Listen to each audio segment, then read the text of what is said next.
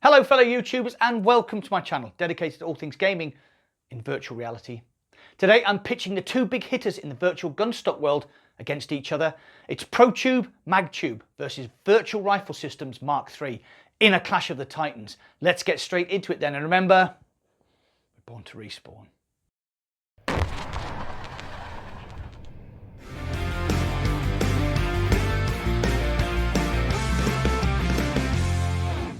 Before we start, the channel is growing rapidly at the moment, and if you enjoy the madness that is Mac in VR, please subscribe and hit that like button.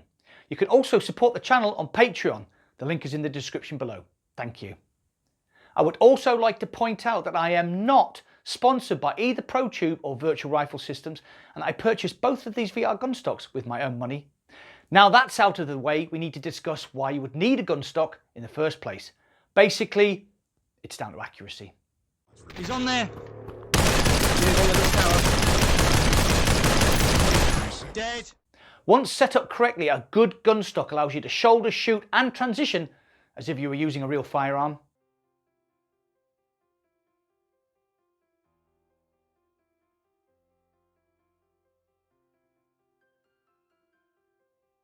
So you've decided to take the plunge. Which gunstock should you choose?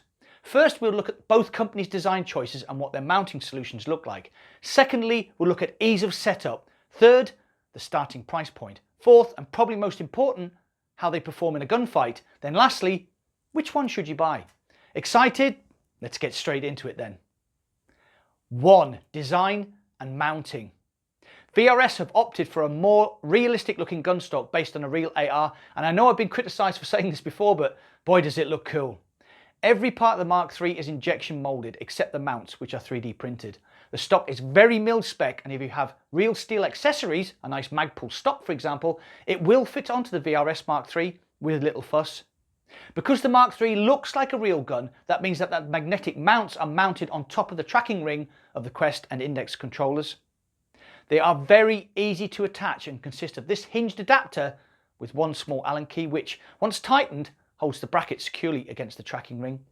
And you only need one mount, as VRS have this ingenious non-dominant hand grip, which is simplicity itself to use. You just grab the non-dominant mount while holding the controller. Works incredibly well and makes for some blisteringly quick reloads. ProTube have opted for a purely functional approach to their gunstock, dispensing with realism to focus on usability and smooth tracking. The MagTube consists of 3 hinged tubes with magnetic cup mounts and an adjustable buttstock. I opted for the cheaper chrome tubes, but you can opt for the full carbon MagTube, which I must admit looks very nice. ProTube mounts are attached to the bottom of the controller so they do not obscure any part of the tracking ring. The Quest solution is simplicity itself, just push the controller into the cup and you're done. The Index solution is a lot more messy due to the design of the Index controller. It is fiddly to attach, but once set up, functions well, even if it does make your eyes bleed a little bit. Quick tip, rethreading the hand strap cord back through the hole on the Index controller is very fiddly. So take a tie wrap, pass it through the hole this way, loop around the hand strap cord like so, feed it back through the hole, then pull. Voila, simples. Setup. Due to its quick release options on the foregrip, stock height adjustment and buttstock, the VRS is very easy and quick to set up. Due to the fact that the Mark III is based on a real firearm, it only has 3 adjustments, but I found that in most games and guns, those 3 were adequate for a comfortable setup. The ProTube is, I'm afraid, a bit of a dark art setup wise, because basically it is infinitely adjustable and very fiddly to lock in. Changing just one thing, for example the spacing of the dominant hand's magnetic cup, can throw out all your careful adjustments for buttstock length and non-dominant hand spacing. Once it is set up and locked in, however, it does have an advantage over the VRS, as the lower mounted mag cups are easier to locate than the slightly more vague top mounted magnet of the Mark III. Price. Both gunstocks have an upgrade path, but I'm just going to concentrate on the base version of each. For information, VRS are a US based company and ProTube are based in the EU, but I am going to quote all prices in US dollars for ease of comparison. Also, these prices do not include delivery, so that may vary depending on where you live. The base VRS Mark III will cost you $147 excluding delivery. The base MagTube will set you back $122 excluding delivery, with the very sexy looking base carbon version costing an eye-watering $239. So the base VRS is slightly more expensive than the base MagTube. Performance. How do they perform in action? Well, I tested all the variations available to me. These were Quest 2 with ProTube MagTube and VRS Mark III, and Valve Index with ProTube MagTube and VRS Mark III. So I ran the shooting range in Onward to test all 4 setups and see how they performed under exactly the same conditions. I'll run the footage side by side so you can check it out for yourself. See you back here in a minute.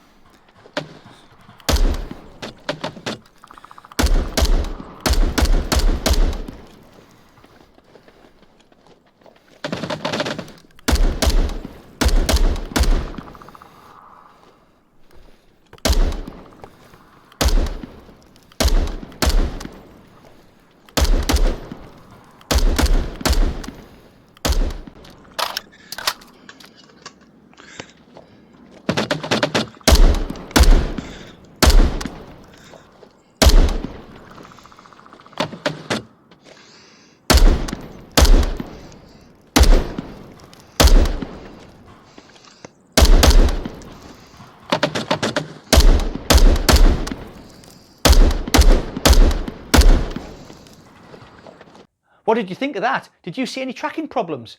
I didn't experience any problems, so the 2 Gunstocks performed extremely well, despite the completely different design philosophy. 5. The conclusion. I currently use my ProTube more than I use my VRS, but this is because I have my VRS set up for the Valve Index while my ProTube is set up for my Quest 2. Currently, I'm using my Quest 2 about 80% of the time and my Index 20%, which explains that.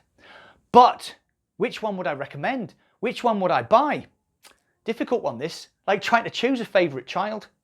The ProTube is a dark art when it comes to setup. The mounts for the Valve Index don't look particularly good, but functionally it is easier to engage the mag cups under pressure. The VRS Mark III is super easy to set up, looks amazing, but is slightly more fiddly to engage the magnetic mounts when in combat. The ProTube is a bit cheaper if you go for the base version, so if you're after a good solid starter Gunstock to complement your VR headset, go for that. If you are a gearhead, like me, and want your accessories to exude cool and don't mind paying a bit extra, then go for the VRS Mark III. If you're Jeff Bezos, buy the carbon MagTube. Whichever you decide to go for, you are getting a very durable piece of kit, and if you then change your VR headset, it is infinitely upgradable via new mag cups or mounts. Well, I don't mind admitting that was traumatic. I love both my Gunstocks equally, and trying to decide between them was horrible. But I hope that my pain means you can make a more informed buying decision. What do you think? Have you ever used a Gunstock? Which one would you choose? Get involved and comment down below. Well, that is it for today. If you enjoyed this content, please subscribe, and remember, you can now support the channel via Patreon. Thanks for watching. I'll see you on the other side. He's resin. He's gone inside, I think. No, they haven't. They're here. Boom! I took 150 off one of them with with a grenade. Nice. Flying in as well. Finished the other one. That's alright, that's fine, that's fucking brilliant.